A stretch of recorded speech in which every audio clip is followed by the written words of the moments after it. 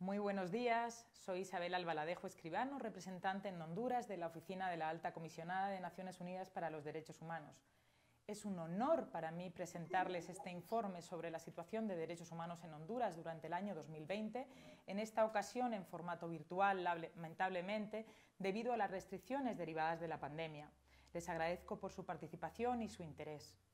El informe fue presentado ante el Consejo de Derechos Humanos en Ginebra por la alta comisionada Michelle Bachelet el pasado 26 de febrero y brinda una descripción de aspectos centrales en derechos humanos en el país y formula recomendaciones a seguir para enfrentar los problemas de derechos humanos y potenciar el rol de garante del Estado. Para su lectura en detalle podrán encontrar el documento completo en nuestro sitio web www.oacnud.hn. He sido muy bien recibida por las instituciones del Estado, por las organizaciones de la sociedad civil y por las personas de este país tan rico y diverso geográfica y culturalmente. Durante el año 2020, nuestra oficina realizó 29 misiones a terreno y 17 visitas a centros de detención para verificar la situación de derechos humanos. Personalmente, yo he estado acompañada del equipo de la oficina en El Progreso, San Pedro Sula, La Ceiba, Olanchito, Tocoa, Choluteca, Zacategrande, La Esperanza y otros, lo que me ha dado el privilegio y el honor de escuchar testimonios de primera mano para analizar las diversas miradas y poder servir de manera pertinente a las y los hondureños. Durante 2020, nuestra oficina dio seguimiento a 105 casos de presuntas violaciones contra personas defensoras de derechos humanos, incluidas personas defensoras del medio ambiente y de la tierra, y monitoreó numerosos procesos judiciales de casos de derechos humanos. Quisiera aprovechar este momento para reconocer el compromiso y la resiliencia de las y los defensores de derechos humanos quienes, a un riesgo de su propia vida en muchos casos, luchan incansablemente por aportar a la construcción de la democracia en el país. A todas ellas y a todos ellos, muchas gracias. En términos de asistencia técnica, desarrollamos más de 25 procesos de asistencia técnica y fortalecimiento dirigidos a las instituciones del Estado y organizamos diversos procesos de formación con la participación de diversos actores. He podido reunirme personalmente y también de manera virtual con el presidente de la Corte Suprema de Justicia, el fiscal general de la República, el presidente del Congreso, la secretaria de Derechos Humanos, el secretario de Seguridad, representantes de la Secretaría de Relaciones Exteriores, de Desarrollo e Inclusión Social y otros titulares de diversas carteras del Ejecutivo, los titulares de CONADE, Comisionado Nacional de Derechos Humanos, las comisionadas y comisionados del CONAPRE, Comisión Nacional para la Prevención de la Tortura, y las y los miembros del Consejo Nacional de Protección, entre otros. Nuestra oficina también brindó apoyo a más de 350 organizaciones de la sociedad civil, lanzó campañas de incidencia en medios de comunicación, publicó un informe temático, 15 comunicados de prensa y decenas de pronunciamientos en redes sociales. Nuestra interacción con líderes y lideresas de la sociedad civil también ha sido permanente. En este sentido, me he reunido y he mantenido interlocución constante con organizaciones nacionales e internacionales de la sociedad civil y de derechos humanos, así como representantes de movimientos sociales, comunidades indígenas y afrohondureñas. La oficina ha coordinado acciones también en el marco del sistema de Naciones Unidas en el país, bajo el paraguas de la coordinadora residente, con la comunidad internacional en el marco del grupo de cooperantes del G16 y con organismos internacionales tales como la Comisión Interamericana de Derechos Humanos. Las prioridades de la oficina en 2020 incluyeron, en primer lugar, la promoción del Estado de Derecho y la rendición de cuentas, incluyendo lo referente a la seguridad ciudadana y los derechos humanos. En segundo lugar, la ampliación del espacio cívico y la participación ciudadana. En tercer lugar, el acceso a los derechos económicos, sociales y culturales. Y en cuarto lugar, la igualdad y la no discriminación. Las víctimas y sus derechos han estado y seguirán estando siempre en el centro de nuestra labor. Agradezco a las víctimas y a sus familiares por la confianza que depositan en nuestra oficina y me comprometo a seguir impulsando las acciones que garanticen su dignidad y la realización plena de sus derechos humanos. Quisiera reconocer hoy aquí públicamente el trabajo del magnífico equipo técnico de nuestra oficina, profesionales nacionales e internacionales altamente comprometidos, sin cuya dedicación este informe no hubiera sido posible. A continuación voy a referirme a los hallazgos del informe de la Alta Comisionada sobre la situación de derechos humanos en Honduras, comenzando por algunos elementos de contexto que marcaron el año 2020 desde la perspectiva de derechos humanos para finalizar con las recomendaciones. En cuanto a los elementos del contexto, Honduras siguió enfrentando importantes desafíos en materia de derechos humanos y Estado de Derecho, incluidos altos niveles de pobreza y desigualdad, violencia, impunidad, discriminación y falta de acceso a los derechos económicos, sociales y culturales. La pandemia del COVID-19 y los huracanes ETA y IOTA exacerbaron esta situación preexistente. El 15 de marzo de 2020, el Gobierno adoptó un decreto ejecutivo declarando estado de emergencia. El decreto imponía restricciones a la libertad de expresión y a la prohibición de detención y comunicación más allá de 24 horas. Siguiendo las recomendaciones de la Oficina, entre otros, que enfatizaban que las medidas de emergencia deben basarse en los principios de necesidad, legalidad, proporcionalidad y no discriminación, el Gobierno modificó el decreto el 22 de marzo de 2020. A fecha de 1 de junio de 2020, la policía había reportado 30.000 detenciones por incumplimiento del toque de queda. La falta de requisitos legales claros para el arresto administrativo, la detención administrativa en este caso, así como su uso generalizado, generan preocupación por la naturaleza arbitraria de algunas de estas detenciones y las condiciones de los lugares de detención constitutivas, en algunos casos, de tratos crueles, inhumanos o degradantes. Con vistas a las elecciones generales de 2021, la Oficina celebra la aprobación de un marco jurídico destinado a aumentar la participación y la representación política de las mujeres, pero nos preocupa que los retrasos en la aprobación de la nueva ley electoral puedan afectar la legitimidad y la aceptación pública de los resultados. Subrayo que la pronta adopción de una ley electoral y de los protocolos para su aplicación es estrictamente necesaria para garantizar un proceso electoral transparente. A continuación abordaré algunos temas relacionados con el acceso a la justicia y los problemas de impunidad. Como seguramente ya se sabe por informes de la Oficina anteriores, los altos niveles de impunidad que han caracterizado también el año 2020 por las violaciones de derechos humanos del pasado y del presente siguen siendo un desafío. Hasta la fecha no se han realizado avances significativos en la investigación y sanción de los delitos documentados por el CONADE respecto de al menos 179 personas que fueron detenidas, torturadas y desaparecidas forzadamente entre los años 1980 y 1993 por las Fuerzas Armadas. Nuestra oficina dio seguimiento a las violaciones de derechos humanos ocurridas en el contexto del golpe de Estado en 2009 y durante la crisis postelectoral de 2017. Con especial atención a los casos del uso excesivo de la fuerza y de las detenciones arbitrarias por parte de los cuerpos de seguridad. Nos preocupa la impunidad frente a estos crímenes y llamamos al Estado a tomar todas las medidas que permitan el esclarecimiento de lo sucedido, el debido proceso a la justicia y la reparación integral a las víctimas, como bases para asegurar la no repetición de los hechos y de los abusos. La pandemia de COVID-19 y la consecuente reducción de las actividades judiciales afectó negativamente el funcionamiento de un sistema de justicia que enfrentaba ya, por sí, una falta de efectividad persistente y contribuyó al aumento de casos pendientes.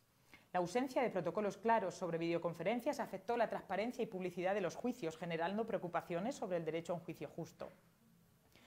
OACNUR ha solicitado publicidad y difusión de las audiencias, incluidas las del caso en contra de David Castillo, presunto responsable del asesinato en 2016 de la defensora ambiental Berta Cáceres, cuyo juicio se ha retrasado repetidamente.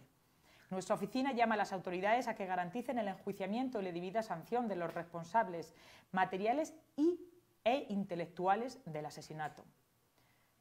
Este informe reconoce los esfuerzos de la Unidad Fiscal Especial contra Redes de Corrupción, UFERCO, y de la Jurisdicción Nacional Anticorrupción, pero lamenta la decisión del Gobierno de no renovar el acuerdo que estableció la Misión de Apoyo contra la Corrupción y la Impunidad en Honduras, la MAX, conocida como MAXI. Nos preocupa la impunidad en los casos relacionados con corrupción y llamamos al Estado a garantizar la independencia y la financiación adecuada a la UFERCO. Nuestra preocupación se extiende también a la legislación aprobada por el Congreso, como el nuevo Código Penal, que podría socavar el marco legal para investigar y sancionar los actos de corrupción. La situación de las personas privadas de libertad es una prioridad también para la oficina. El 16 de junio se prorrogó la administración militar del sistema penitenciario hasta el 31 de diciembre, lo que debilita la institucionalidad creada al efecto, en particular el Instituto Nacional Penitenciario, y la profesionalización del personal del sector. Junto con la Comisión Interamericana de Derechos Humanos, en su momento instamos al Gobierno a adoptar un plan para el traspaso progresivo de las responsabilidades de seguridad a las autoridades civiles. Durante las visitas realizadas a los centros penitenciarios documentamos el hacinamiento, la falta de acceso a la atención médica y la falta de comunicación con los familiares y asesores legales en muchos casos. Según el Instituto Nacional Penitenciario, en noviembre teníamos una población penitenciaria de 21.416 adultos, incluidas 1.167 mujeres. De este total, el 55,4% está en prisión preventiva, lo cual resulta muy preocupante. Reitero que el uso de la prisión preventiva debe ser una medida excepcional. La oficina brindó asistencia técnica a la Corte Suprema de Justicia en la adopción de medidas para reducir la población penitenciaria, con especial énfasis en las personas en situación preventiva.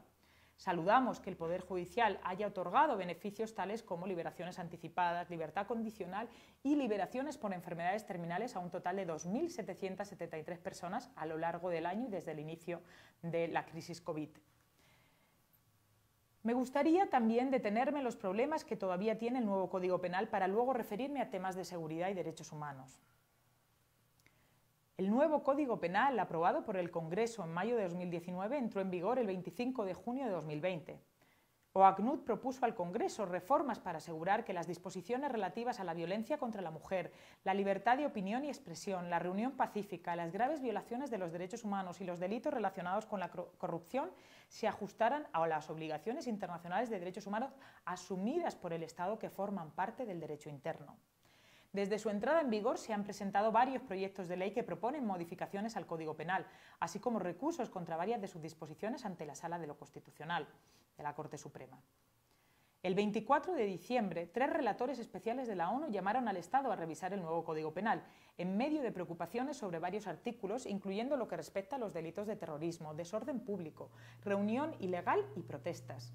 OACNUR insta al Estado a desarrollar un debate público inclusivo para reformar el nuevo Código Penal y garantizar el cumplimiento de las normas internacionales de derechos humanos que, como decía, forman parte del derecho interno. Las Fuerzas Armadas siguieron ejerciendo funciones de seguridad pública, lo que obstaculiza el desarrollo y la financiación de las instituciones e iniciativas públicas civiles. OACNUR recuerda que la participación de las Fuerzas Armadas en la seguridad ciudadana debe restringirse y que debe desarrollarse un proceso de reestructuración y profesionalización de la institución policial que permita el cumplimiento de sus funciones constitucionalmente asignadas en apego estricto a la ley y los derechos humanos. Nuestra oficina documentó 2 casos de ejecuciones extrajudiciales a manos de las fuerzas de seguridad durante las operaciones relacionadas con el estado de emergencia. El 24 de abril, agentes de la Policía Militar golpearon y dispararon a 2 hombres en un puesto de control en la comunidad del Paraíso, en Omoa. Un policía militar fue acusado de homicidio por el Ministerio Público y el 21 de junio, agentes de la Policía Nacional abrieron fuego contra un vehículo que no se detuvo en un puesto de control en San Esteban, Olancho, resultando en la muerte de una persona. 4 agentes fueron acusados de homicidio en este caso. Esta oficina documentó también casos de desaparición forzada de 8 víctimas en Tegucigalpa, San Pedro Sula y Tela. En todos estos casos, OACNUR recibió información sobre la posible aquiescencia o participación de las autoridades en las desapariciones. Por ejemplo, de acuerdo con los reportes recibidos, el 18 de julio, un grupo de más de 30 hombres armados ingresó en la comunidad garífuna de Triunfo de la Cruz. Desaparecieron a 5 personas, incluidos 3 líderes comunitarios. Los testimonios apuntan a una posible participación de las fuerzas de seguridad, considerando el modus operandi y el uso de chalecos de la Dirección Policial de Investigaciones.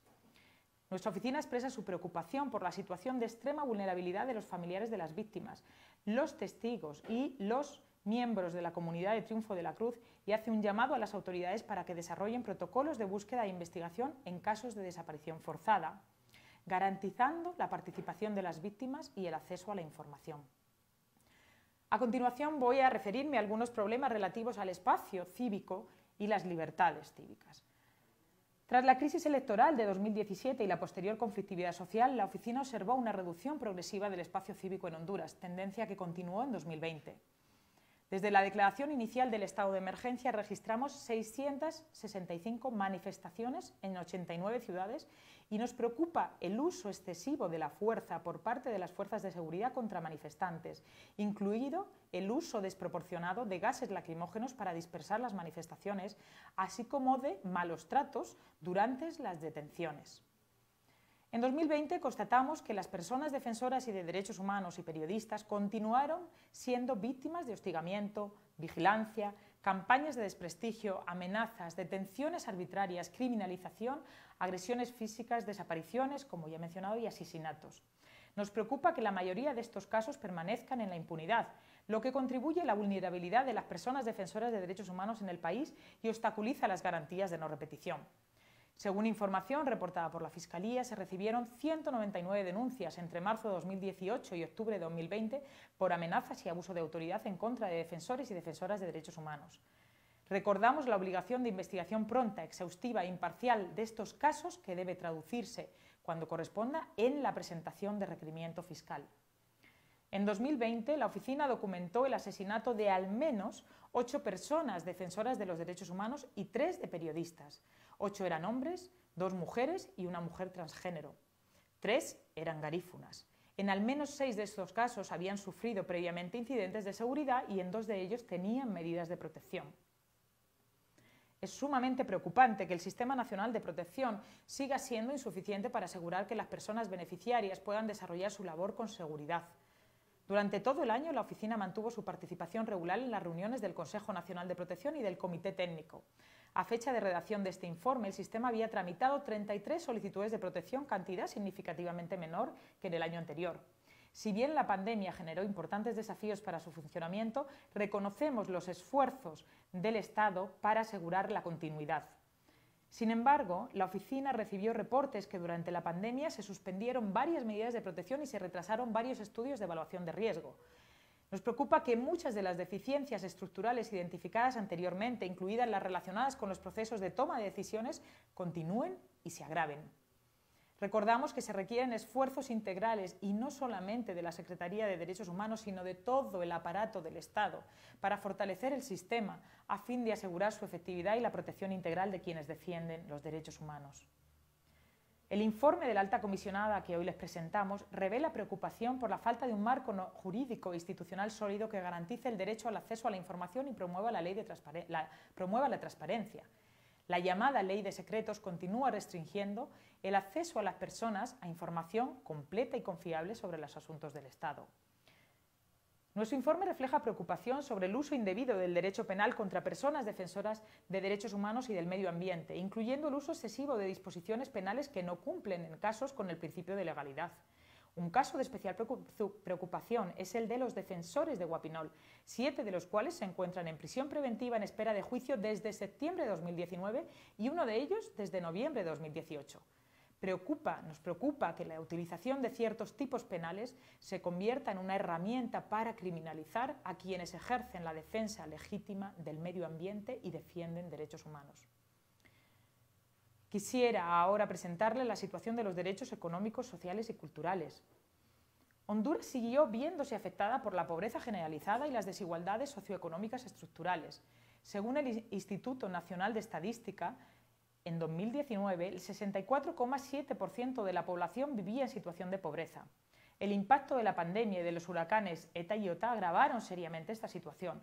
Nos preocupa que la mayoría de las medidas adoptadas por el Gobierno contra el COVID-19 han afectado desproporcionalmente a las personas en situación de vulnerabilidad. Como buena práctica, queremos destacar que bajo el liderazgo de la Secretaría de Derechos Humanos y con asistencia técnica de OACNUR y participación de otras instituciones, se puso en marcha el mecanismo de articulación para promover la garantía de los derechos socioeconómicos de las personas en situación de vulnerabilidad. El informe observa las serias limitaciones estructurales del sistema de salud hondureño y la falta de preparación para responder de manera efectiva a la emergencia. Según datos del Estado, desde el inicio de la pandemia, el 31 de diciembre, el número de decesos de personal de salud a causa del COVID-19 fue de 65 personas. Hemos registrado quejas y protestas del personal médico debido a la falta de equipo de protección, suministros médicos y personal. Por otro lado, la suspensión de clases por el COVID-19, a pesar de algunas iniciativas adoptadas por el Gobierno para su mitigación, afectó la educación de niños, niñas y adolescentes. Según la Universidad Pedagógica Nacional, alrededor del 48,27% de los estudiantes con menos recursos quedaron fuera de la educación en línea, ya que no tenían acceso a Internet. Nuestra oficina siguió colaborando con las instituciones estatales, los sindicatos, las organizaciones de la sociedad civil y el sector privado en la aplicación de los principios rectores de Naciones Unidas sobre empresas y derechos humanos. OACNUR observa que persisten importantes desafíos, incluida la ausencia de un marco jurídico de protección contra las violaciones de derechos humanos relacionadas con el actuar de las empresas. A la oficina le preocupa la falta de transparencia, consulta y participación significativa de las comunidades afectadas por los proyectos de desarrollo e inversión. Nuestra oficina ha documentado procesos de socialización o consulta de proyectos que se enfocan mayoritariamente en los beneficios y no en los efectos negativos para el medio ambiente o los derechos humanos de la población. Honduras debe asegurar la participación plena de las comunidades afectadas en las decisiones sobre proyectos empresariales desde una etapa temprana como clave para el desarrollo sostenible y la prevención de conflictos sociales. En 2013 el Congreso aprobó reformas constitucionales y una ley orgánica que permite la creación de las zonas de empleo y desarrollo económico conocidas como CEDES. La primera CEDE se estableció en mayo en Roatán, por eso nos referimos a ello en este informe de 2020. Las comunidades afrohondureñas locales expresaron su desacuerdo con el proyecto y denunciaron la ausencia de un proceso de consulta para asegurar el consentimiento libre, previo e informado de las personas afectadas. Igualmente nos preocupa que el cierre de la Inspectoría del Trabajo de marzo a agosto afectara el cumplimiento de los derechos laborales. OACNUR monitoreó múltiples casos de suspensión masiva de contratos laborales y despidos sin pago de beneficios a las y los trabajadores en los sectores de la maquila e industrias de comida rápida. Tras el trabajo de incidencia llevado a cabo por nuestra oficina, se estableció una red intersindical de derechos humanos para dar seguimiento a las violaciones de derechos laborales durante la crisis. De especial preocupación resulta la discriminación de iure y de facto contra la mujer. Al 10 de noviembre, el sistema de emergencia 911 registró 9.547 denuncias de acoso, abuso sexual y violencia doméstica, intrafamiliar y de género. El Observatorio Nacional de la Violencia de la Universidad Nacional Autónoma de Honduras registró 217 muertes violentas de mujeres a nivel nacional entre enero y agosto. La capacidad de las instituciones para abordar la violencia contra la mujer sigue siendo limitada, especialmente en lo que respecta a las investigaciones de femicidios. Asimismo, se observaron obstáculos institucionales y legislativos al cumplimiento de los derechos sexuales y reproductivos de la mujer, incluida la penalización del aborto en todas sus formas y la prohibición de las píldoras anticonceptivas de emergencia. Los pueblos indígenas y afrohondureños continuaron sufriendo discriminación, exclusión y altos índices de pobreza y violencia. La pandemia de COVID-19 exacerbó aún más su vulnerabilidad, ya que las restricciones de movimiento y otras medidas afectaron sus derechos a la alimentación, la atención médica y la tierra. A comienzos de año, el Congreso Nacional adoptó medidas para aprobar un proyecto de ley sobre la consulta previa, libre e informada. Reiteramos que el proyecto no cumple con las normas internacionales de derechos humanos ni con las recomendaciones de la Relatora Especial sobre los Derechos Humanos de los Pueblos Indígenas. Por su parte, las personas LGBTI continúan sufriendo discriminación y violencia generalizadas relacionadas con su orientación sexual y identidad o expresión de género. El Observatorio de Mujeres Violentas de la organización no gubernamental Catrachas reportó 20 asesinatos de personas LGBTI, 3 lesbianas, 9 gays y 8 transexuales, incluida una defensora de derechos humanos. En el marco de la audiencia pública de la Corte Interamericana de Derechos Humanos sobre el caso Vicky Hernández y otros contra Honduras, en noviembre de 2020, nuestra oficina presentó un amicus curiae. A pesar de las restricciones a la libertad de circulación, continuaron los movimientos de personas migrantes, repatriadas, desplazadas internas y otras personas con necesidades de protección internacional. Al menos 7.500 personas, según nuestra documentación, abandonaron el país como parte de las llamadas caravanas de migrantes. Las deportaciones desde México y Estados Unidos continuaron. Según fuentes oficiales, 31.321 personas fueron retornadas en 2020. Nos preocupa que muchos de los retornos no cumplieron con los criterios de voluntariedad, seguridad, dignidad, humanidad y respeto a los derechos humanos. Este informe de la alta comisionada observa que la violencia, la inseguridad, la pobreza y la desigualdad, así como el acceso limitado a los derechos económicos y sociales, siguen siendo los principales factores estructurales de la movilidad humana forzada. Según un estudio reciente, entre 2004 y 2018, la violencia obligó al desplazamiento interno de 247.090 personas. OACNUR lamenta la ausencia de una estrategia integral para abordar las causas estructurales de los desplazamientos internos y acoge con satisfacción la presentación ante el Congreso, el 14 de octubre, del proyecto de ley para la prevención, atención y protección de las personas desplazadas forzadamente. Para concluir, se presentan a continuación una serie de recomendaciones dirigidas al Estado de Honduras. Implementar medidas urgentes y efectivas para prevenir las violaciones a los derechos humanos y crear mecanismos transparentes de rendición de cuentas para garantizar el acceso de las víctimas a sus derechos a la justicia, la verdad, la reparación y las garantías de no repetición. Adoptar una ley sobre el Consejo de la Judicatura y la carrera judicial que refuerce la independencia del Poder Judicial y garantizar una selección transparente de los miembros del Consejo de conformidad con las normas internacionales de derechos humanos. Adoptar una política pública eficaz contra la corrupción, con enfoque de derechos humanos que incluya un mayor apoyo a la Fiscalía Especial y al Circuito Judicial Anticorrupción y la eliminación de obstáculos legislativos que impidan el cumplimiento de sus mandatos.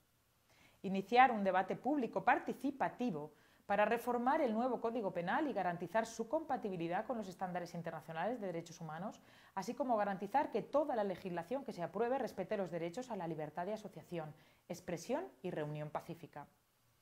Asegurar que los funcionarios encargados de hacer cumplir la ley, incluido el personal de las Fuerzas Armadas que participe en tareas de seguridad, respeten las normas y estándares internacionales sobre uso de la fuerza y derechos humanos, en particular en la gestión de manifestaciones. Implementar un proceso gradual de desmilitarización de las funciones públicas, especialmente en lo que respecta a la seguridad ciudadana, y asegurar la gestión civil, incluyendo el fortalecimiento y reestructuración de la Policía Nacional. Abordar urgentemente las deficiencias estructurales del sistema penitenciario, promover la labor del Mecanismo Nacional de Prevención de la Tortura y avanzar hacia una gestión civil del sistema penitenciario. Asegurar que la nueva ley electoral cumpla con las obligaciones internacionales de derechos humanos, en particular el derecho a votar y a ser elegido. Reconocer públicamente en todos los niveles de gobierno el papel fundamental que desempeñan en una sociedad democrática las personas defensoras de derechos humanos, líderes sociales y periodistas, y condenar las violaciones a los derechos humanos y los abusos cometidos contra ellas.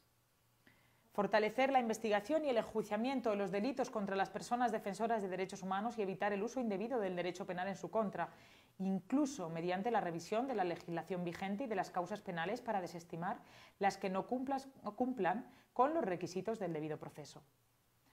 Asegurar que el Sistema Nacional de Protección para defensores y defensoras de derechos humanos, periodistas y operadores de justicia cuente con las capacidades necesarias, incluido el presupuesto y los recursos humanos suficientes para proteger eficazmente a las personas beneficiarias. Intensificar los esfuerzos para la plena realización de los derechos sociales y económicos sin discriminación, incluidos los derechos a la alimentación, la salud, la educación, el trabajo, el agua y el saneamiento, con especial atención a las personas en situación de vulnerabilidad. Situar los derechos humanos en el centro del Plan Nacional de Reconstrucción para recuperarse mejor de los impactos de la pandemia de COVID-19 y la emergencia humanitaria provocada por los huracanes ETA y IOTA, asegurando que nadie se quede atrás. Adoptar un marco normativo e institucional que asegure la participación equitativa y plena de la sociedad civil y las comunidades afectadas en las decisiones sobre proyectos empresariales desde una etapa temprana y ratificar el Acuerdo Regional sobre Acceso a la Información, Participación Pública y Justicia en materia ambiental en América Latina y el Caribe. Revisar la compatibilidad del marco legal de las CEDES con las obligaciones internacionales de derechos humanos, incluyendo al asegurar el consentimiento libre, previo e informado de los pueblos indígenas y afrohondureños. Adoptar medidas urgentes para proteger a las mujeres y las niñas de la violencia de género, incluyendo el femicidio, la discriminación de género y los estereotipos de género, garantizando la rendición de cuentas y la implementación de acciones preventivas. Ratificar el protocolo facultativo de la Convención sobre la eliminación de todas las formas de discriminación contra la mujer. Adoptar medidas urgentes para proteger a las personas lesbianas, gays, bisexuales, transgénero e intersexuales de la violencia y todas las formas de discriminación, asegurando la investigación y la implementación de acciones preventivas. Adoptar un marco jurídico sólido que garantice los derechos de las personas con discapacidad de conformidad con la Convención sobre los Derechos de las Personas con Discapacidad. Garantizar los derechos de las personas en situación de movilidad, incluyendo la reintegración sostenible de las repatriadas, y adoptar medidas para garantizar el acceso efectivo a la justicia de los familiares de las personas migrantes desaparecidas.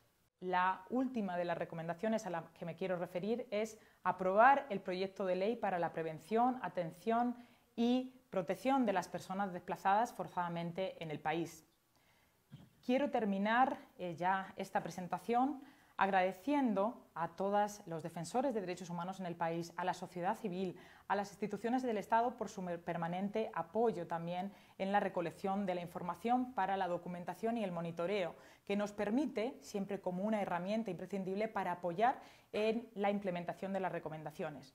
Quisiera relevar que estas recomendaciones, como decía al principio, son una herramienta clave para mejorar la situación de derechos humanos en el país. Hago un llamado al Estado para implementar las recomendaciones con la participación plena de la sociedad civil, para lo que ofrezco total disposición de la Oficina de la Alta Comisionada de las Naciones Unidas para los Derechos Humanos en el país. Ofrezco nuestra total disposición para acompañar en la implementación de estas recomendaciones como forma de superar los problemas y los desafíos en materia de derechos humanos.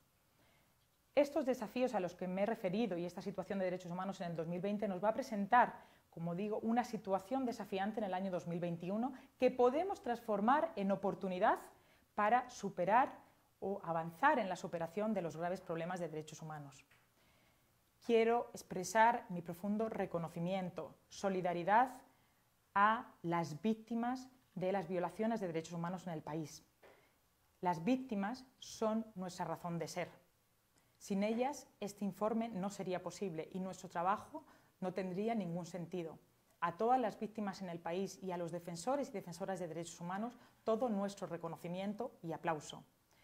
Y para finalizar, desde la Oficina en Honduras de la Alta Comisionada para los de Naciones Unidas para los Derechos Humanos, ofrecemos el total apoyo para acompañar en la superación de los problemas que hemos identificado e en la implementación de las recomendaciones como parte de la comunidad internacional.